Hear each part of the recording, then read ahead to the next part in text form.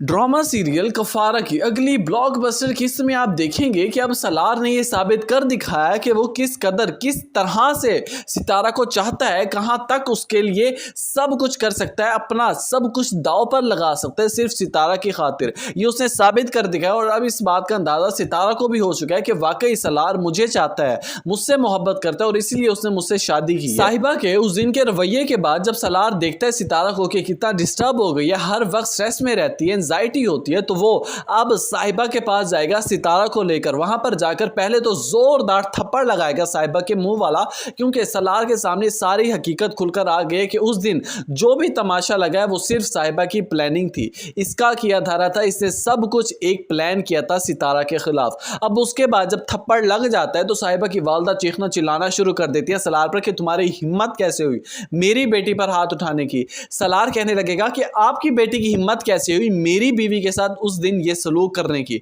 इसे किसने हक दिया ये सब करने का? मेरा तुम्हारे साथ कोई रिश्ता था ही नहीं, ना ही मैं मानता था, मामा और डैडी ने किया था ना, मैं तो उस रिश्ते के लिए कोई राजी था ही नहीं, जबरदस्ती का रिश्ता था।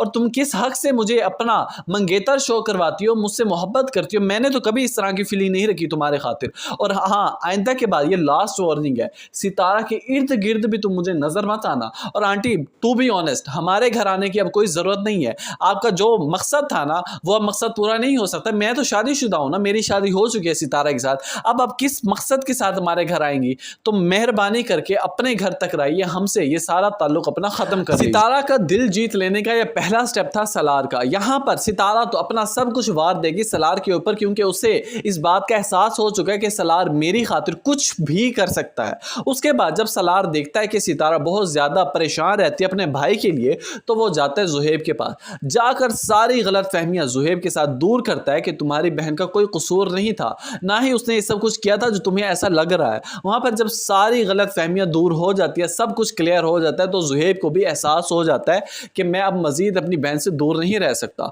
तो उसी दिन जुहैब सलार के साथ गाड़ी पे बैठकर सितारा के घर आएगा और आकर सितारा का दरवाजा जब जुहैब खोलता है तो सितारा जुहैब को देखकर पहले तो उसे यकीन ही नहीं आ रहा होता कि जुहैब मेरे पास आया है।